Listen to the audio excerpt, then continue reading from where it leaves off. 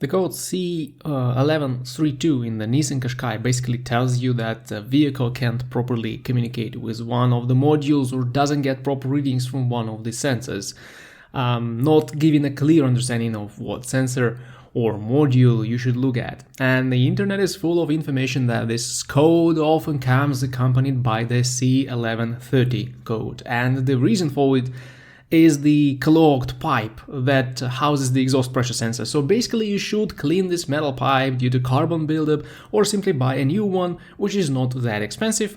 The pipe is easy to find thanks to red hose, but it's not that easy to get to because it's located at the side of the engine facing the firewall.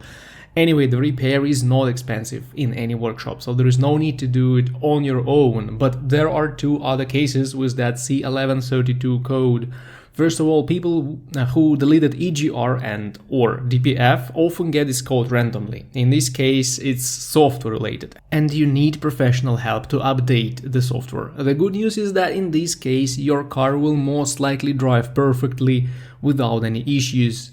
The second case is when you get the C1132 code in a Euro 4 Qashqai made before October 2010.